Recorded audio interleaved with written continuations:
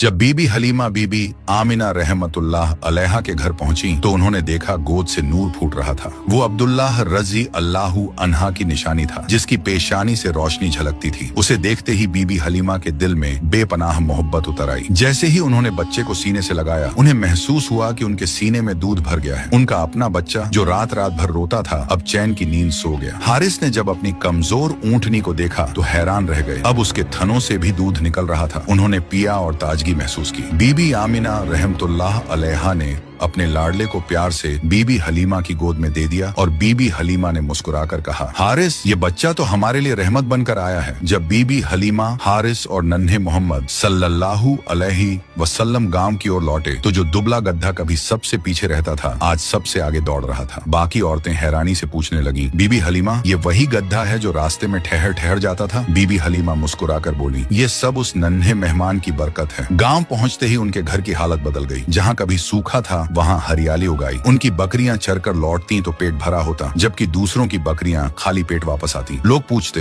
हलीमा, तुम्हारे घर ये कैसी खुशहाली है? और बीबी हलीमा दिल ही दिल में समझ जाती कि ये सब उसी बच्चे की वजह से है। इस तरह बीबी हलीमा के घर दोनों जहां के आका तशरीफ फरमाते। बीबी हलीमा कहा करती थी, मैं मोहम्मद को अपने बेटे से भी बढ़कर चाहती हूँ। जब वो चूल्हे पर रोटियां सेंकती तो आग की तपिश उन्हें महसूस तक न होती। घंटों प्यारे नबी सल्लल्लाहु अलैहि वसल्लम को गोद में लिए उनके चेहरे की रौनक देखती रहती और सोचती कि उनका घर जन्नत बन गया है। मुझे इस बच्चे ने कभी कोई तकलीफ ना दी, बल्कि मेरी हर तकलीफें इसने दूर कर दी। वक्त गुजरता रहा और प्यारे नबी सल्लल्लाहु अलैहि वसल्लम अब करीब 3 साल के हो चुके थे। एक दिन उन्होंने अम्मा हलीमा से पूछा, अम्मा, मेरे भाई रोज कहाँ जाते हैं? बीबी हलीमा ने कहा, मेरे शहजादे, मेरे जिगर के टुकड़े, वो बकरियां चराने जाते हैं। नबी सल्लल्लाहु अलैहि वसल्लम ने फरमाया, मेरा भी दिल चाहता है कि मैं उनके साथ जाऊं। बीबी हलीमा बोली, मेरे प्यारे बेटे, तुम बहुत नाजुक हो, मुझे डर लगता है कहीं आपको यह धूप परेशान ना करे। मैं आपको तकलीफ में नहीं देख सकती। मगर जब प्यारे नबी सल्लल्लाहु अलैहि वसल्लम ने बार बार कहा तो आखिरकार अम्मा हलीमा ने इजाजत दे दी। हालांकि उनका दिल अब भी फिक्रमंद था। इस तरह अल्लाह के प्यारे हबीब नबी सल्लल्लाहु अलैहि वसल्लम बकरियों को लेकर जंगल की तरफ जाने लगे